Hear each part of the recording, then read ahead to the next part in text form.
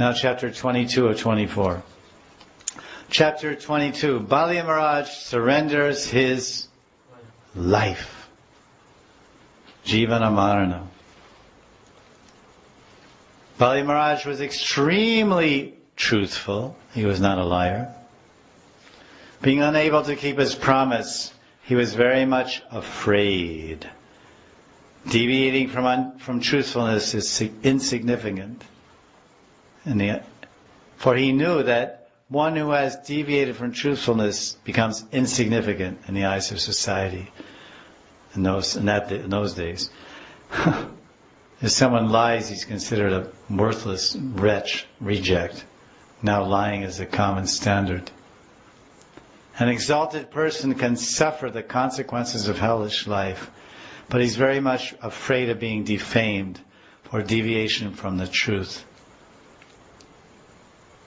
Bali Maharaj agreed with great pleasure to accept the punishment awarded to him by Vamanadev.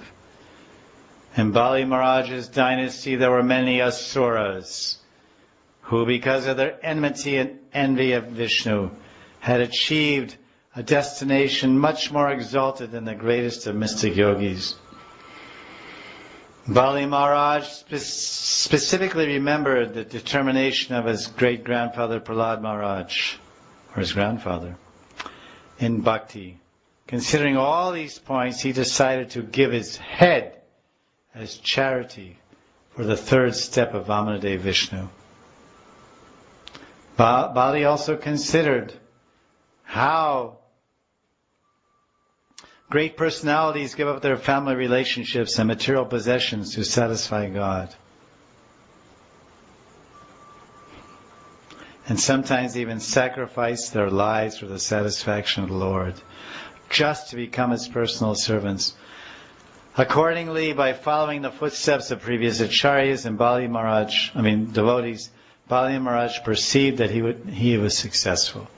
If I'm following the tradition of my family, like Prahlad, being determined to be truthful and surrender to Vishnu, and I'm following the tradition of great acharyas and great saints, and I can never go wrong. He was arrested by the Nagapash or Varunapash. He was offering prayers to the Lord. His grandfather Prahlad appeared there. Prahlad Maharaj ki, Bhakta Prahlad ki. He came to Indraloka, to the Raja Sabha. Bali Raja Sabha. Bali Maharaj's Raj Sabha. And there was Bali Maharaj, his grandson, tied with the ropes of Varuna. What specifically is the ropes of Varuna? It's snakes or what? Because there's Nagapash, which is snakes, but this is also snakes? Snakes are hard. Because there's so many snakes in the ocean. So Bali Maharaj was doing lots of manavichara, lots of consideration. So he gave his head in charity. So Prahlad Maharaj has arrived there. And he started describing how the Supreme Personality of God had delivered Bali by taking his possessions in a tricky way. Krishna is very tricky. Krishna is also tricky with every devotee. Anyone who actually surrenders to Krishna and takes Diksha, then he sees how tricky Krishna is. Vamanadev is dancing in everyone's lives. There's a little Vamanadev moving in every devotional life. He's coming in, he takes one step and sweeps away your friends. Takes another step and sweeps away your attachments.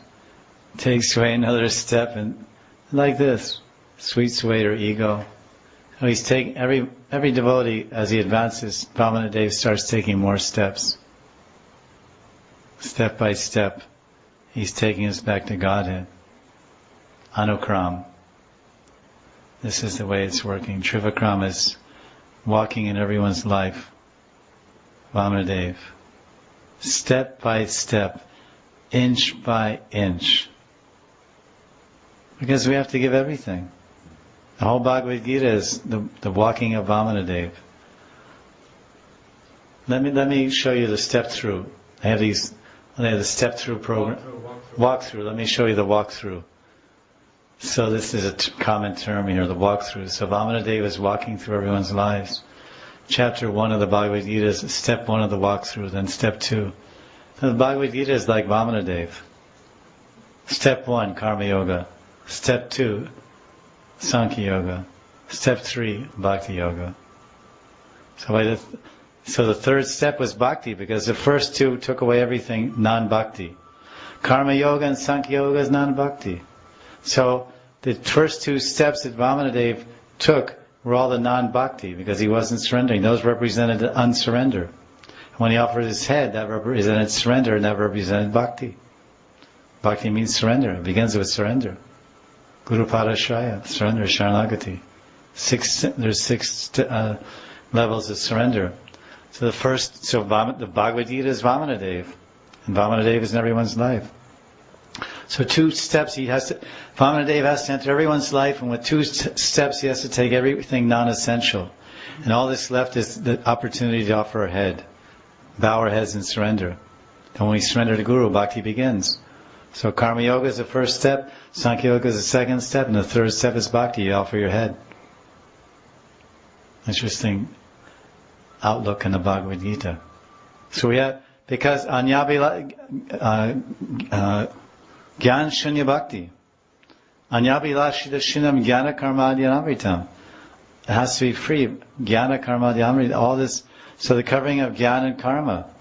So the covering of Gyan and Karma is the Sankhya Yoga sections of the Gita, the covering of Gyan, and the covering of Karma is the Karma Yoga sections. First 6 chapters the covering of Karma.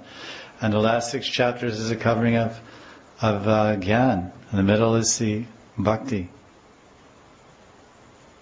Anukulya. That's favorable. Satatam Kirtiyanto Mam. These are the favorable practices of the Bhakti. Chapters 7 through 12. So Prahlad Maharaj is there and saying, hey, you're lucky, he tricked you. One way or another we have to be tricked back to Godhead.